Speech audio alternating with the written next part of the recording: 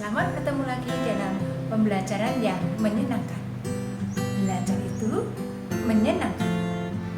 Pada pertemuan kali ini kita akan membahas tentang ikatan kovalen. Apa ya yang dimaksud ikatan kovalen?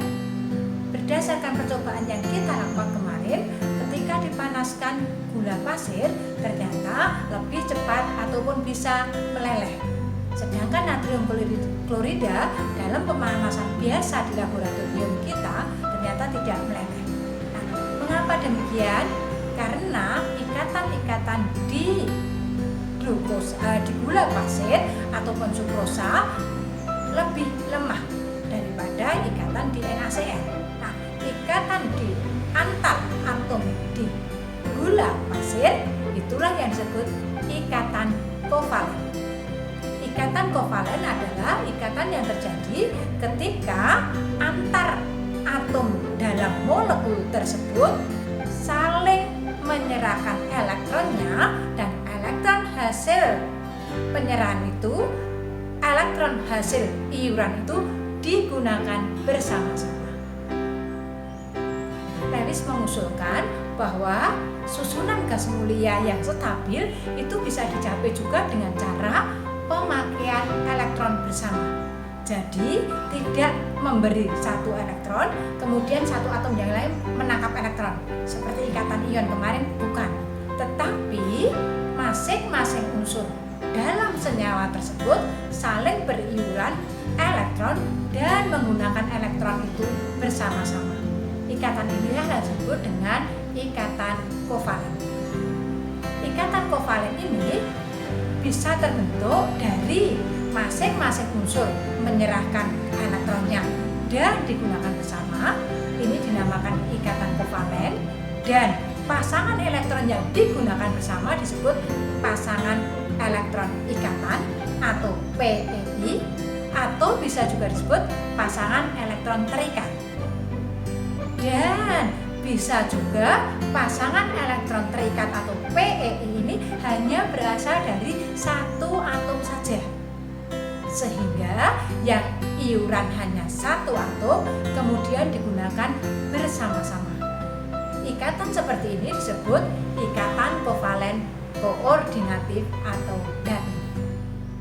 Berdasarkan pasangan elektron yang digunakan bersama, ikatan kovalen bisa dibedakan menjadi ikatan kovalen tunggal dan ikatan kovalen rangkap.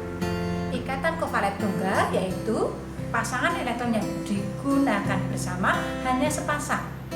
Sedangkan pasangan elektron yang digunakan bersama atau PEI-nya jika dua pasang disebut ikatan kovalen rangkap dua. Kalau PEI-nya tiga pasang, maka ikatan kovalennya disebut ikatan kovalen rangkap 3. Mari kita bahas satu persatu. Ikatan kovalen tunggal yaitu ikatan yang digunakan bersama antar atom dalam molekul tersebut hanya satu pasang.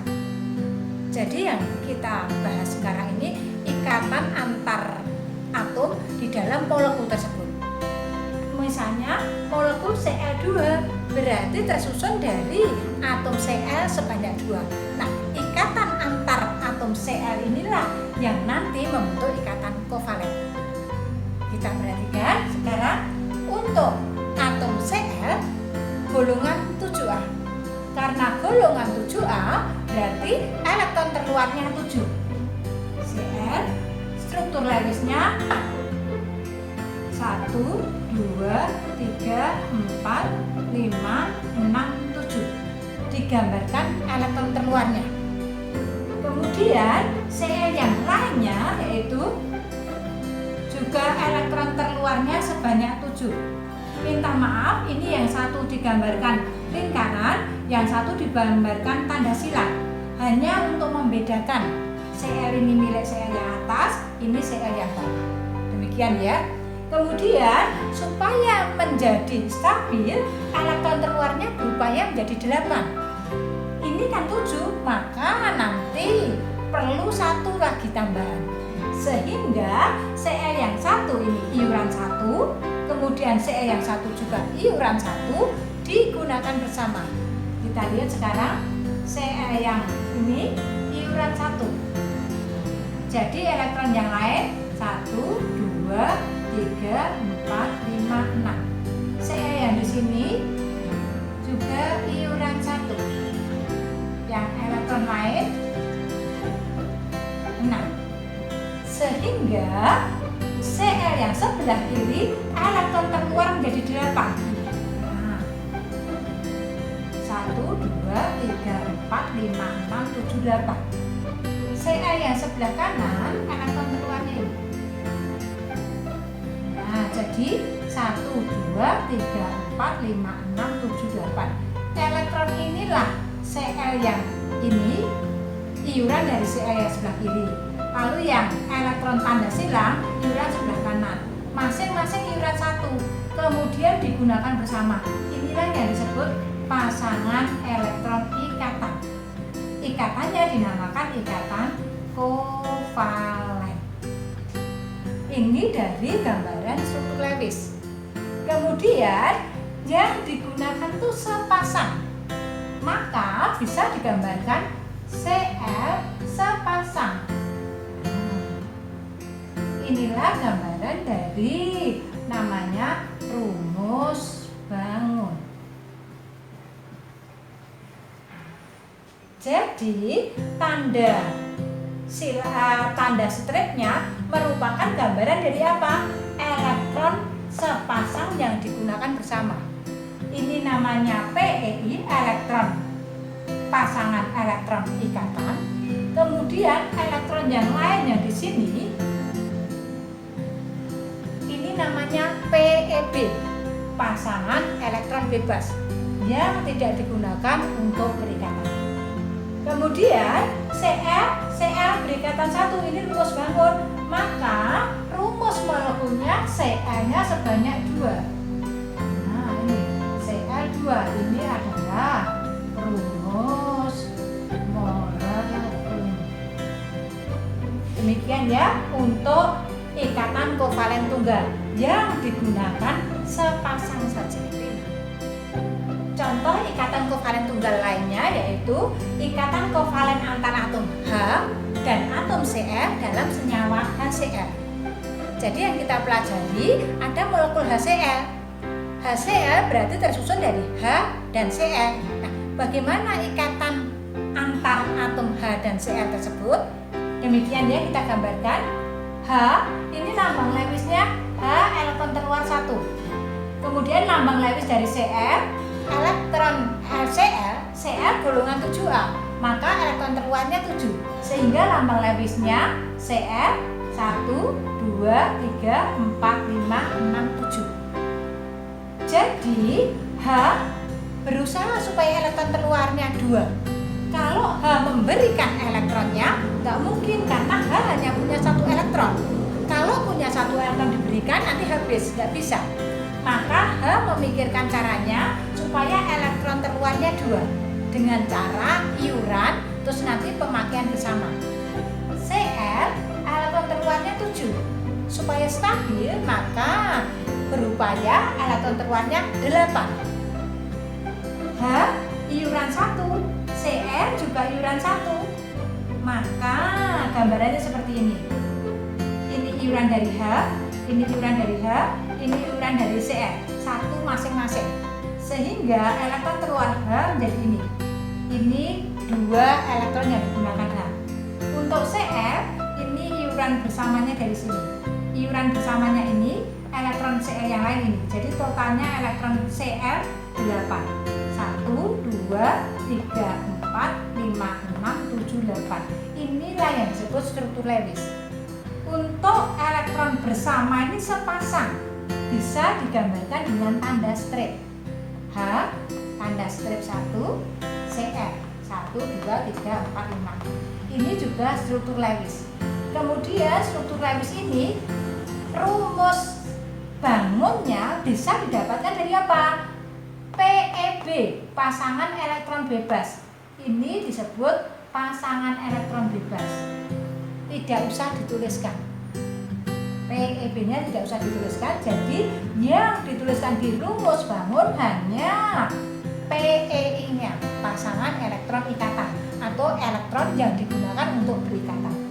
H berikatan dengan Cl menggunakan sepasang elektron yang digunakan bersama. Inilah rumus bangun.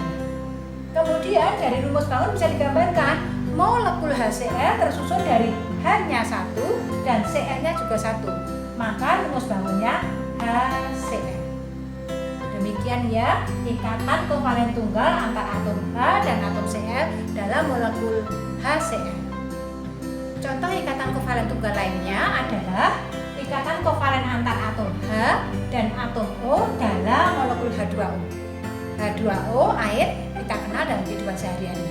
H2O tersusun dari unsur H dan unsur O. Bagaimana ya ikatan antar H dan O dalam molekul H2O? Kita lihat sekarang. Lambang Lewis dari H elektron terluar 1. Lambang Lewis dari O, elektron terluar O 6. O golongan 6A. Jadi elektron terluarnya 6. 1, 2, 3, 4, 5, 6. Seperti aturan Hahn, 2 berpasangan, satunya sendiri-sendiri. Oke.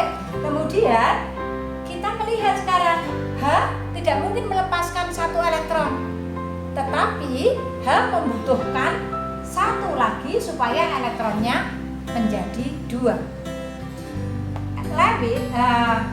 Oksigen elektron terluarnya 6. Berarti membutuhkan 2 elektron lagi supaya elektron terluarnya 8. Sama seperti ikatan ion kemarin, harus sama iurannya. Sehingga dipikirkan kalau oksigennya butuh 2 padahal hanya baru bisa 1, maka supaya sinkron hanya nanti 2 H dan 1 oksigen, sehingga bisa digambarkan H iuran 1 ini miliknya oksigen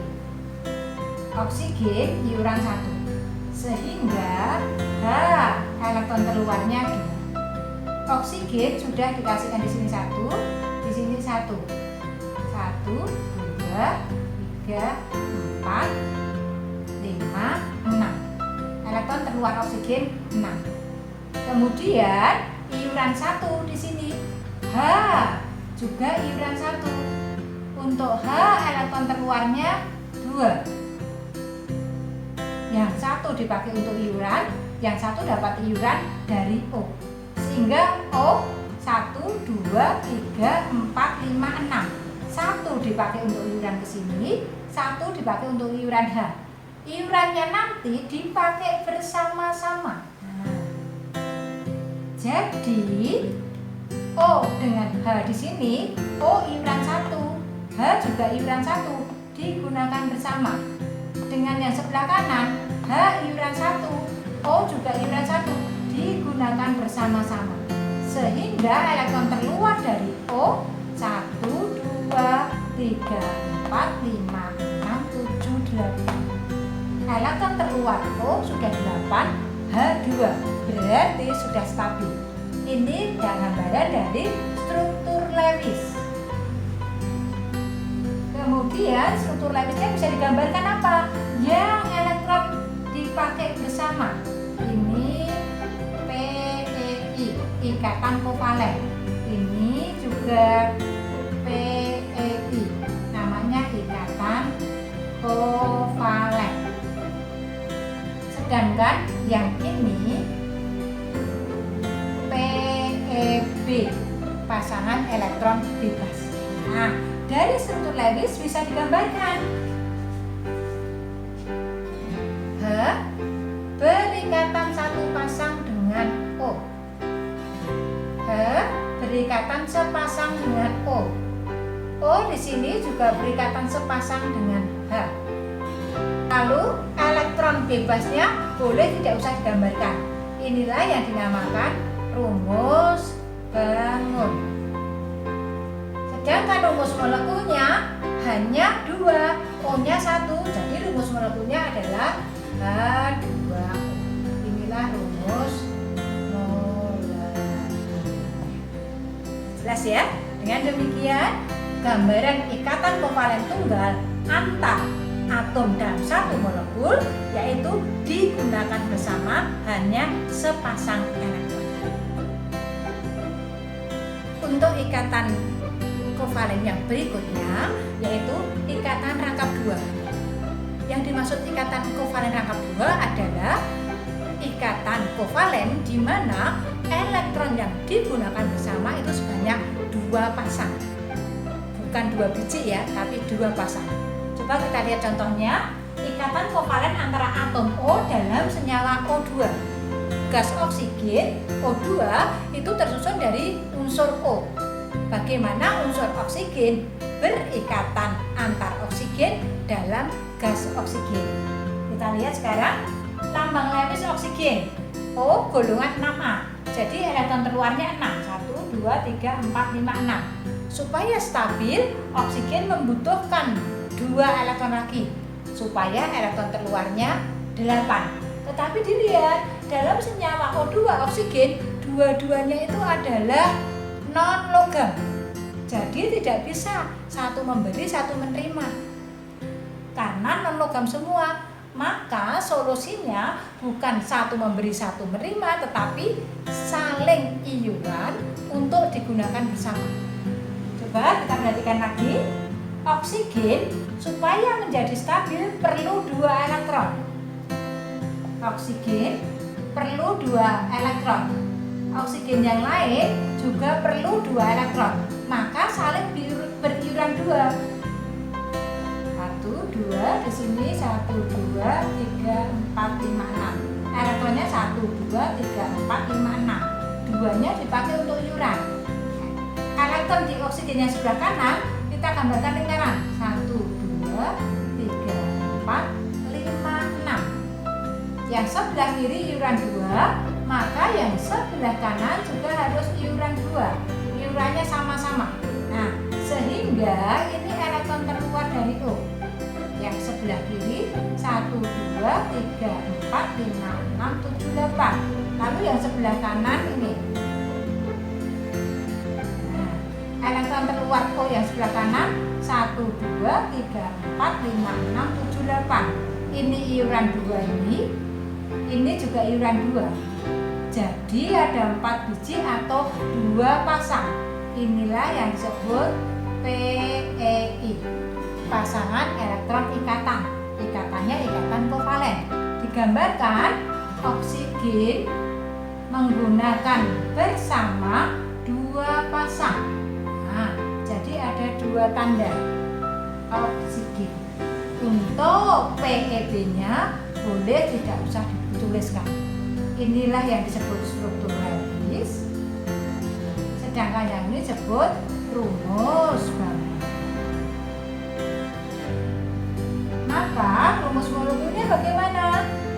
Lihat, dalam senyawa O2 oksigen tersusun dari O sebanyak 2, maka rumus molekulnya adalah O2. Inilah yang disebut rumus molekul. Demikian ya gambaran sederhana dari ikatan rangkap 2.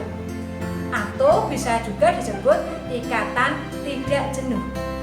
Karena nanti bisa menjadi ikatan tunggal. Nah, kalau ikatan tunggal disebut ikatan kovalen jenuh. Contoh ikatan kovalen rangkap 2 berikutnya yaitu ikatan kovalen antar atom O dan atom C dalam senyawa CO2.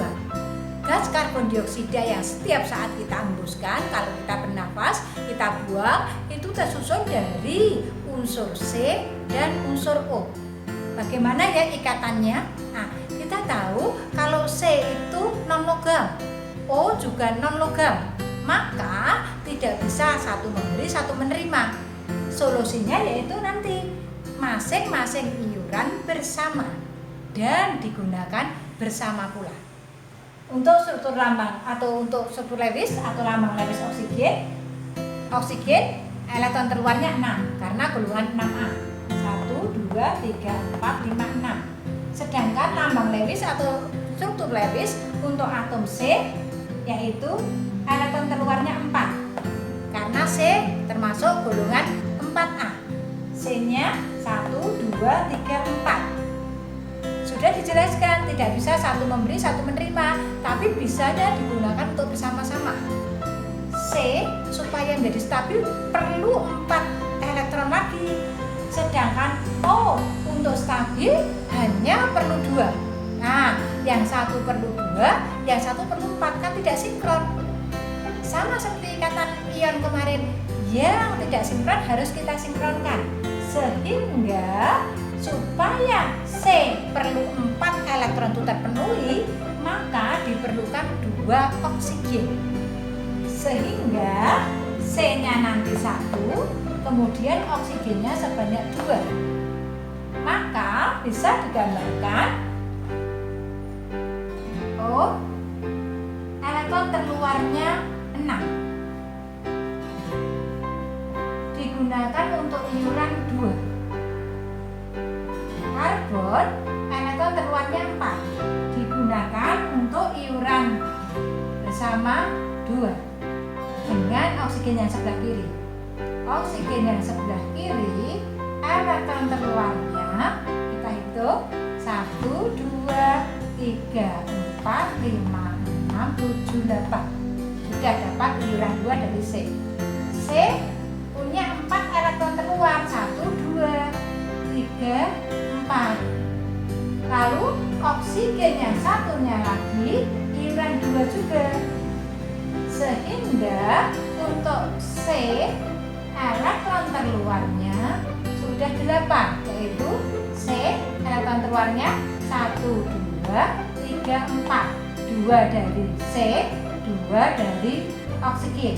Yang di sini 1, 2, 3, 4, 5, 6, 7, 8.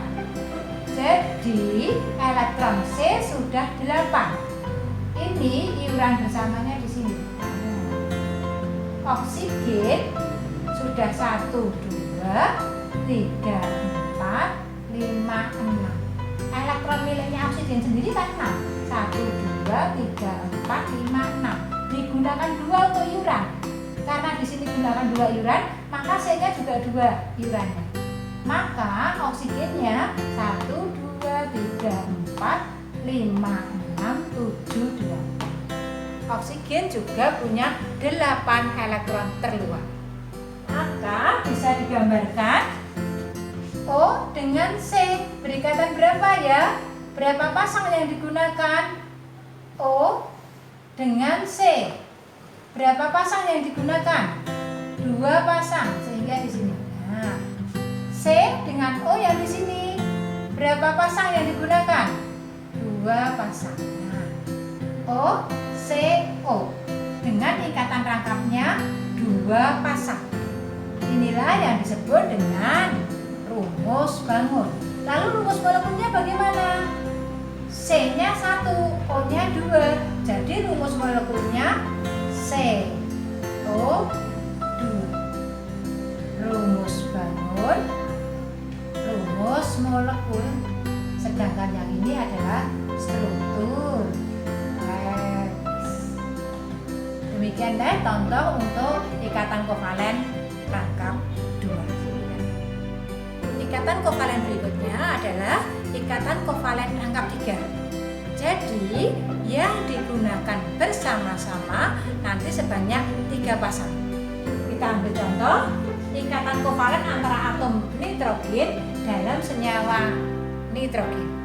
Kita tahu bahwa lambang Lewisnya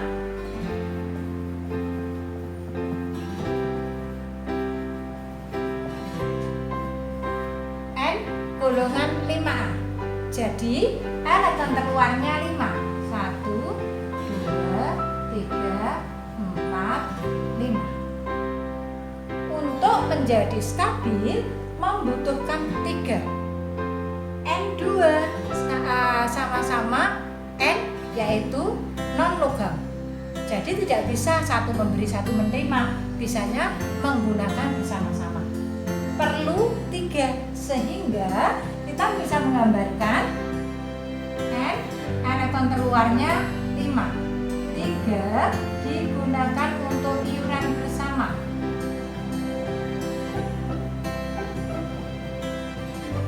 Ini elektron terluar dari N sebelah kiri. 1, 1, 2, 3, 4, 5, 6, 7, 8. 3 iuran bersama. Lalu N yang sebelah kanan elektron terluarnya. Jadi elektron terluar dari N yang sebelah kanan 1, 2, 3, 4, 5, 6, 7, 8. Sudah sama-sama 8. Jadi N2 nanti stabil. Gambaran rumus bangunnya N digunakan bersama 3 pasang. Nah, inilah rumus bangunnya. Lalu N-nya sebanyak berapa? 2. Maka rumus molekulnya N2. Bukan N3 loh ya. N2. Jadi satu molekul tersusun dari N sebanyak 2 dengan ikatan rangkap 3. Inilah yang disebut rumus molekul. Demikian ya contoh sederhana dari ikatan rangkap 3, yaitu ikatan tidak jenuh. Contoh ikatan rangkap 3 berikutnya yaitu ikatan kovalen antara atom C dan atom H dalam senyawa C2H2 atau senyawa asitelen. Nah, di sini nanti untuk khusus atom C punya sifat unik atau spesifik, yaitu apa? Atom C bisa berikatan dengan atom C yang lain. Ya, untuk yang atom yang lainnya semua nggak bisa. Misalnya CO2 tadi nggak bisa O berikatan dengan O, nggak bisa. Tapi C dengan O, C dengan O itu CO2. Nah, untuk senyawa C2H2 nanti C-nya bisa berikatan dengan C yang lain. Kalau H otomatis harus berikatan dengan C, nggak bisa H berikatan dengan H. Demikian ya, kita bahas berikutnya. Untuk lambang Lewisnya C, elektron terluarnya 4. Lambang Lewisnya H, elektron terluar 1. Tadi sudah dikemukakan bahwa C bisa berikatan dengan dirinya sendiri. Ini H, elektron terluar 1. Karena elektron terluar 1, berarti iurannya hanya 1. Karena H hanya iuran 1, maka C juga hanya iuran 1. Nah, pada H kita tahu C tadi elektron terluarnya 4. Berarti di sini masih ada 3. 1, 2, 3. H-nya sudah stabil. Elektron terluarnya 2. C-nya di sini iuran 3. Karena C di sini iuran 3, maka C yang di sini juga harus iuran 3. 1, 2, 3. Maka C yang kiri elektron terluarnya ini. Nah, 1 digunakan untuk iuran dengan H juga iuran 1, maka digunakan bersama sepasang. Untuk dengan C yang sebelah kanan, C sebelah kiri iuran 3. Maka C sebelah kanan juga iuran 3. Sehingga C di sini elektron terluar C yang kiri 1, 2, 3, 4, 5, 6, 7, 8. Sudah 8. Lalu C yang sebelah kanan tadi 3. Padahal punya 4 elektron terluar, berarti digunakan untuk iuran dengan H1. H elektron terluar 1. Untuk H elektron terluar sudah H2. Iuran dari H1, iuran dari C1. Jadi H sudah stabil. Untuk C bagaimana? C yang sebelah kanan ini tadi 3 dipakai bersama. Jadi 6. Terus dengan H1 1 iuran, jadi 2 dipakai bersama. 2 yang dipakai bersama dengan H. Kemudian yang di sini 6 yang dipakai bersama dengan C yang sebelah kiri. Sehingga ini yang nanti dinamakan struktur Lewis. Kelihatan H elektron terluar sudah 2, C elektron terluar 8, C elektron terluar 8, H elektron terluar 2. Kita gambarkan untuk rumus bangunnya. H dengan C yang di sini ikatan kovalen tunggal atau jenuh. C dengan C menggunakan 3 ikatan kovalen atau ikatan rangkap 3, karena yang digunakan ikatan bersama 3 pasang. C dengan H yang di sini 1. Inilah yang dinamakan rumus bangun.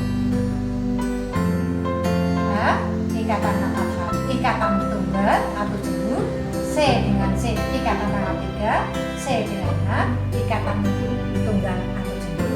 Rumus bangun, bisa digambarkan rumus bangunnya. C-nya berapa? C-nya 2. H-nya berapa? H-nya 2. Jadi rumus molekulnya C2H2. Rumus bangunnya seperti ini rumus struktur lapisnya. Demikian ya untuk ikatan kovalen rangkap 3. Dengan demikian ikatan kovalen sudah ikatan tunggal, rangkap 2, dan rangkap 3. Masing-masing harus iurannya sama dan digunakan bersama-sama. Ikatan kovalen berikutnya yaitu ikatan kovalen koordinat atau datif. Apa ya yang dimaksud dengan ikatan kovalen koordinat? Yaitu ikatan kovalen yang elektron yang digunakan bersama berasal dari satu unsur saja atau berasal dari satu atom saja. Kita lihat ya, misalnya ikatan kovalen koordinat atau datif antara NH3 dengan H positif. NH3 ini kita gambarkan, N elektron terluarnya 5. 1, 2, 3, 4, 5. H elektron terluarnya 1. H1. Nah, jadi kalau NH3 hanya iuran 1, N-nya juga iuran 1. Maka ini loh nanti yang H elektron terluarnya 2, stabil. Nah ini juga elektron terluarnya 2. Nah di sini juga elektron terluarnya 2. Sedangkan N bagaimana? N ini yang digunakan. Dengan demikian kita bisa hitung untuk N-nya 1, 2, 3, 4, 5, 6, 7, 8. N-nya juga sudah stabil. PEI ini loh yang namanya PEB, pasangan elektron bebas. Jadi karena punya PEB maka NH3 nanti mampu berikatan dengan elektron yang lain. Nah kita lihat sekarang ada H positif 1, ion hidrogen yang sudah kehilangan elektron. Berarti H tidak punya elektron. Karena tidak punya elektron, dia bisa bergabung ke sana, masuk ke NH3, sehingga senyawanya nanti menjadi N. Sudah kita gambarkan H, kemudian H. Di sini ikatan PEB-nya, pasangan elektron bebas yang dimiliki NH3 dimasuki sama H. Berarti hanya tidak ikut iuran, yang iuran hanya NH3, maka nanti senyawanya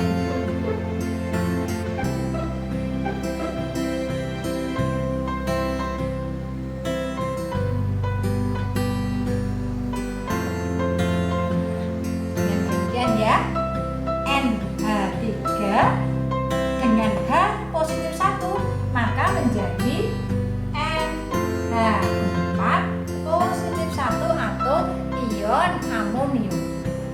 Jadi yang dimaksud dengan ikatan kovalen koordinat ini, nah, ikatan kovalen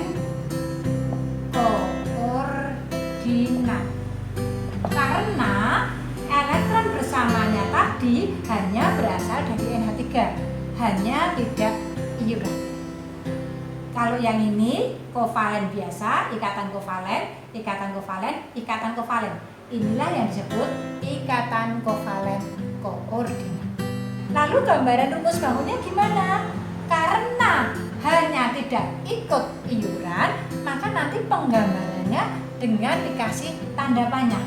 Maka N-nya, N ini iuran 1 sama, ini juga iuran 1 sama, ini juga.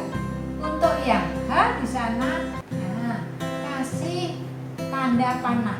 Karena apa? Ini tadi berasal dari elektron bebas, berasal dari NH3. Inilah yang disebut dengan rumus bangunnya. Kemudian rumus molekunya gimana? Rumus molekunya NH4 positif 1 atau ion amonium. Demikian ya ikatan kovalen koordinat atau datif. Berdasarkan perbedaan keelektronegatifannya, maka nanti pada ikatan kovalen dibedakan dari dua, yaitu ikatan kovalen polar dan ikatan kovalen nonpolar. Polar itu dari kata pol ya, mengkutub. Jadi ada yang mengkutub menjadi kutub positif dan kutub negatif, ada yang tidak mengkutub. Untuk ikatan kovalen nonpolar, pasangan elektron ikatannya PiI-nya tersebar merata sehingga tidak terjadi pergeseran kerapatan elektron. Untuk yang kedua yaitu ikatan kovalen polar, di mana PiI-nya terkumpul di salah satu atom unsur penyusunnya sehingga terjadi kerapatan elektron. Untuk yang polar ada pol atau kutub positif dan ada kutub negatif. Contoh untuk ikatan kovalen polar yaitu HCl. H elektron terluarnya 1, Cl elektron terluarnya 7. Sehingga elektron yang dipakai bersama lebih tertarik ke arah Cl, sehingga tidak merata PiI-nya.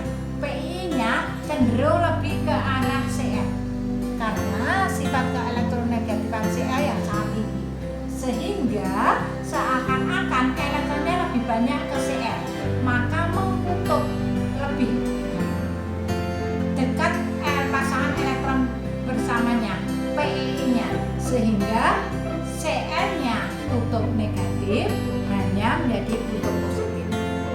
Inilah yang disebut ikatan kovalen polar yaitu HCl. Karena PiI-nya cenderung ke salah satu unsur penyusunnya, berarti cenderung ke arah Cl. Contoh berikutnya H2O. HOH hanya elektron yang dipakai bersama cenderung lebih dekat ke oksigennya, sehingga oksigennya seakan-akan ketambahan elektron kutub negatif, sedangkan H seakan-akan kehilangan elektronnya, maka menjadi kutub positif. H2O hanya kutub positif, O-nya kutub negatif. Inilah yang disebut dengan ikatan kovalen polar. Contoh ikatan kovalen nonpolar, misalnya Cl2, oksigen, Br2, N2, dan lainnya. Kita lihat untuk struktur Lewisnya Cl, nanti ikatan bersamanya tidak ke arah Cl yang kiri atau Cl yang kanan, jadi tetap di tengah-tengahnya, merata, sehingga tidak mengkutub positif ataupun tidak mengkutub negatif. Oksigen O2 juga ikatan yang dipakai bersama PiI-nya ada di antara O yang sebelah kiri dan sebelah kanan, merata, tidak cenderung ke kiri atau ke kanan, sehingga tidak membentuk kutub positif atau kutub negatif, maka dinamakan non-polar. Berdasarkan keadaan atau berdasarkan fisiknya, maka nanti bisa kelihatan sekali perbedaan antara senyawa yang berikatan ion ataupun senyawa yang berikatan kovalen. Dengan demikian kita bisa membuat tabelnya. Perbedaan senyawa yang berikatan ion boleh disebut elektrovalensi.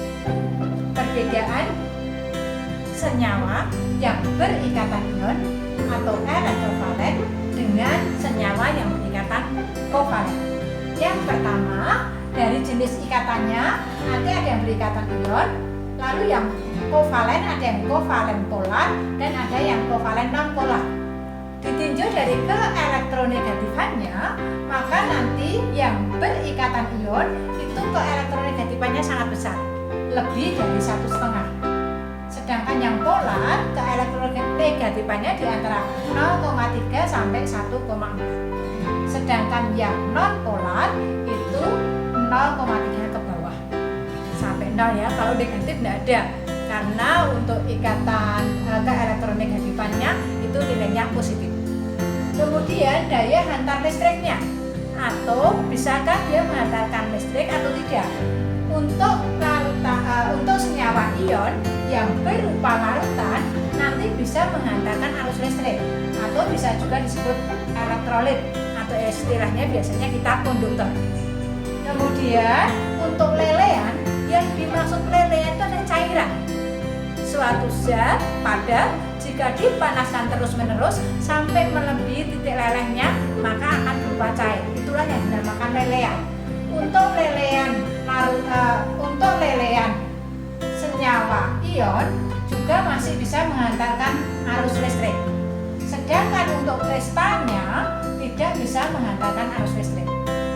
Untuk senyawa yang berikatan polar, nanti larutannya juga bisa menghantarkan arus listrik, konduktor. Sedangkan lelehan dan kristalnya tidak bisa menghantarkan arus listrik atau isolator. Sedangkan untuk senyawa yang non-polar, baik berupa larutan, lelehan ataupun kristal, semuanya non-elektrolit atau tidak bisa menghantarkan listrik. Kemudian untuk titik didihnya, untuk titik didih dan titik leleh, senyawa ion itu semuanya tinggi.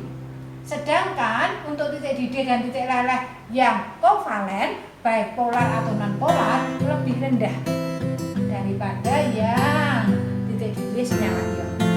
Kemudian untuk fasenya atau bentuknya, senyawa ion itu dalam suhu kamar berupa padat, tidak ada yang lainnya.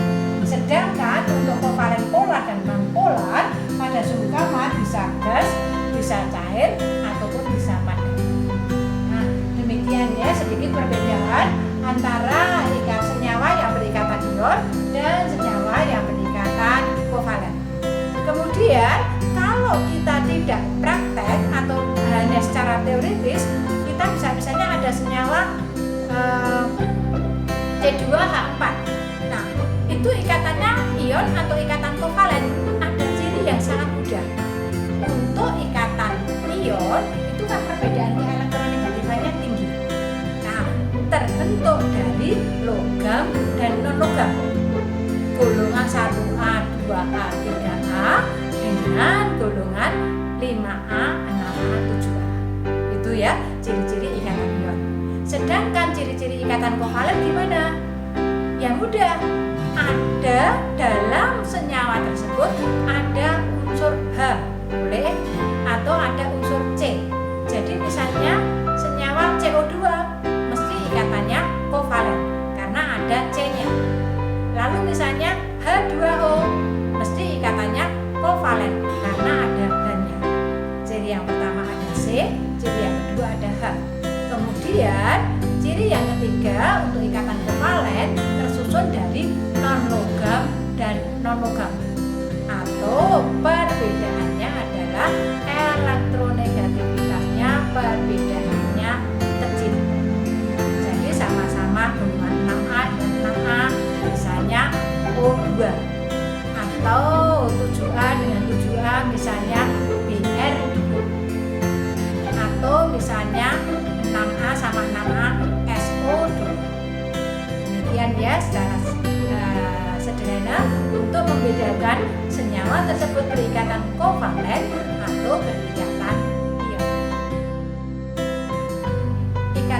Ikatan antar atom dalam suatu molekul yang lainnya adalah ikatan logam. Ikatan logam itu ikatan yang terjadi antara ion positif logam dengan elektron-elektron yang bergerak bebas di dalam logam tersebut. Ya, karena apa? Karena logam itu misalnya natrium Na, elektron terluarnya 1. Jadi berkecenderungan untuk melepaskan elektron. Nah, sehingga di dalam unsur Na atau unsur natrium tersebut ada kecenderungan untuk elektronnya bergerak terus-menerus. Jadi tidak diam, bergerak terus-menerus untuk seakan-akan mengelilingi intinya. Sehingga unsur-unsur Na untuk lepas itu sangat sulit. Nah, inilah yang dimaksud dengan ikatan logam.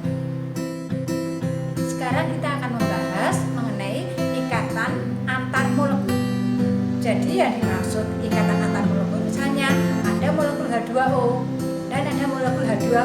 Nah, antar molekul H2O ini ternyata terjadi ikatan. Ikatannya bermacam-macam, yaitu ikatan antar molekulnya nanti dibagi menjadi dua, ikatan hidrogen dan ikatan Van der Waals. Ikatan Van der Waals tersusun dari ikatan dipol-dipol, yang kedua dipol terinduksi, dan yang ketiga gaya logam. Apa ini? Mari kita bahas selanjutnya. Yang akan kita bahas pertama yaitu ikatan hidrogen. Apakah ikatan hidrogen tersebut? Ikatan hidrogen adalah ikatan yang terbentuk antara atom H dari satu molekul dengan atom F, O, ataupun N dari molekul yang lain. Jadi H dari molekul yang satu dengan molekul yang lain itu ada F boleh, O juga boleh, N juga boleh. Misalnya salah satu contoh ikatan hidrogen di H2O. Kita contohkan, kita lihatkan untuk struktur molekulnya H2O. Ini kan senyawa H2O. Kita bisa lihat dari ikatan kovalennya. Jadi satu molekul H2O di sini H dan O berikatan kovalen. H dan O berikatan kovalen biasa, satu molekul. Lalu ada molekul H2O yang lain. Nah, H yang namanya ikatan hidrogen adalah ikatan H di molekul ini dengan oksigen di molekul yang lain. Inilah yang disebut dengan ikatan hidrogen. Kalau ikatan kovalen, ikatan intermolekul. Jadi di dalam molekul tersebut. Kalau ikatan hidrogen namanya ikatan antar molekul. Molekul yang satu dengan molekul yang lain. Karena adanya ikatan hidrogen, maka nanti penyebabkan titik di air itu tinggi. Misalnya senyawa yang lain juga bisa, yaitu misalnya senyawa HF.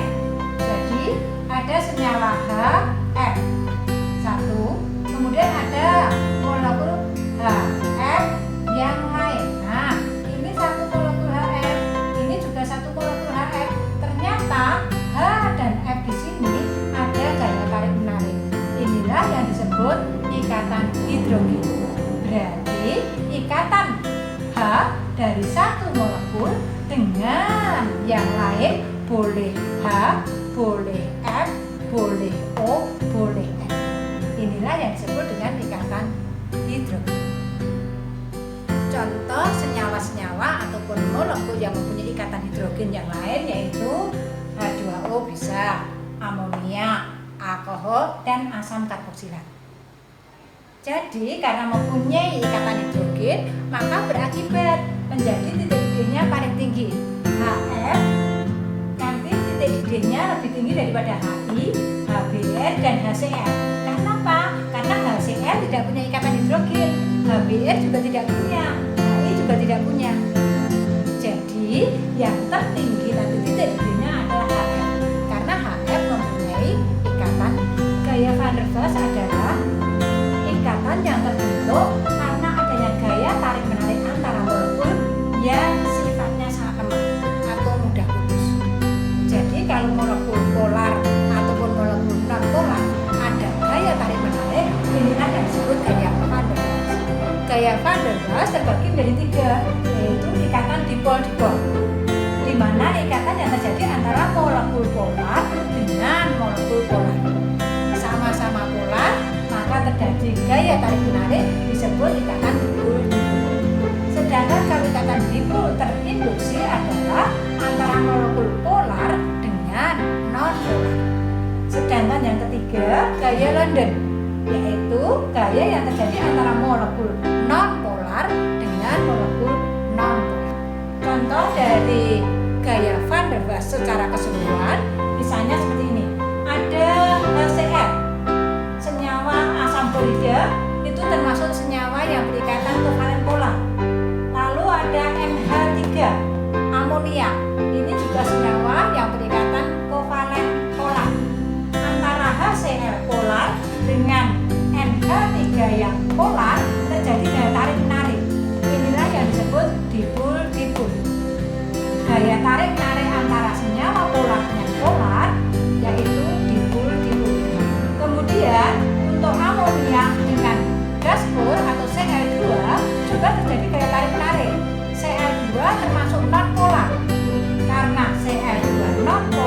Sedangkan NH3 polar, gaya tarik menariknya disebut dipol sesaat atau dipol terinduksi. Kemudian untuk Cl2 nonpolar dan CH4 juga nonpolar. Molekul CH4 dan molekul Cl2 saling tarik menarik, gaya tarik menariknya disebut gaya London.